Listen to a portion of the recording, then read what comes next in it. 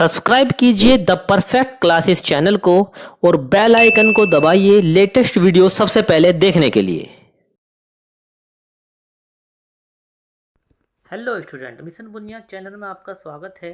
प्यारे बच्चों, आज मैं आपके साथ में सीबीएसई क्लास 10 सोशल साइंस यानी सामाजिक विज्ञान का जो सिलेबस है, सेकंड टर्म का सिलेबस डिस्कस करने जा रहा हूं। जैसे कि आपको पता है कि क्लास 10th के अंदर हमारे पास जो एसएसटी की हैं वो 4 किताबें हैं, जिनमें से पहली किताब है आर्थिक विकास की समझ। ये हमारी अर्थशास्त्र की किताब है। एक किताब है हमारी भारत और समकालीन विश्व भाग 2, ये इतिहास की किताब है।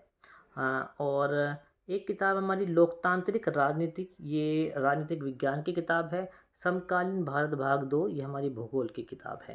टोटल 4 किताबें हैं। अब चारों किताबों में से जो सेकंड टर्म में हमें पढ़ना है, सेकंड टर्म में जो हमारा सिलेबस आने वाला है वो हम डिस्कस करते हैं।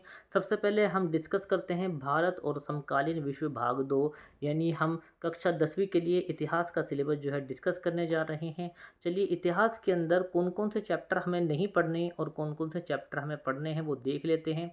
सबसे पहले जो हमें चैप्टर पढ़ना है वो हमें पढ़ना है भारत में राष्ट्रवाद। ये जो चैप्टर नंबर 2 है, ये हमारा फाइनल एग्जाम में, बोर्ड के एग्जाम में आने वाला है। भारत में राष्ट्रवाद, जिसको इंग्लिश में कहते हैं नेशनलिज्म इन इंडिया।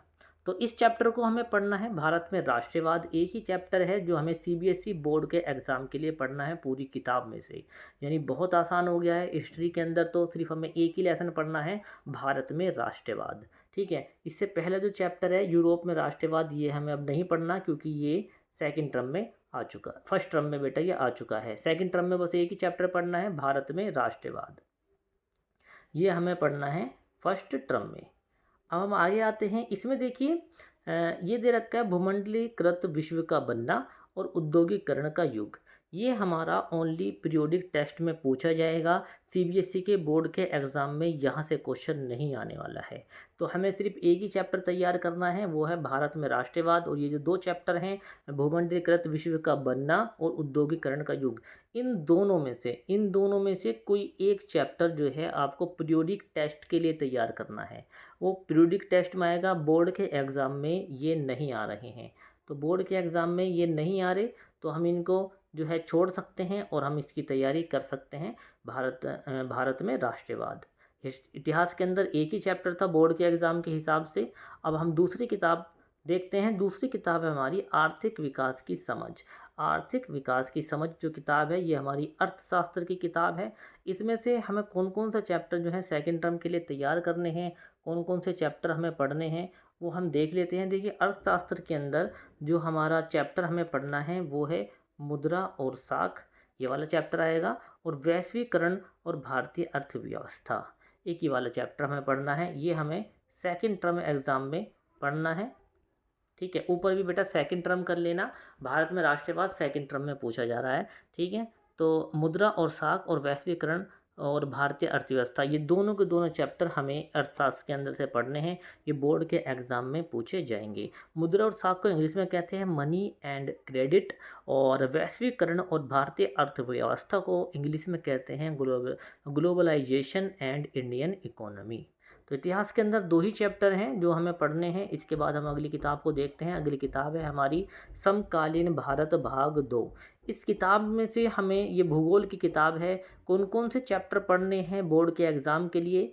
तो इस किताब के अंदर जो हमें बोर्ड के एग्ज़ाम के लिए हमें पढ़ने हैं भूगोल के अंदर से, तो मैं बता देता हूँ। देखो, बोर्ड के अंदर से एक तो हमें चैप्टर पढ़ना है खनिज तथा ऊर्जा संसाधन।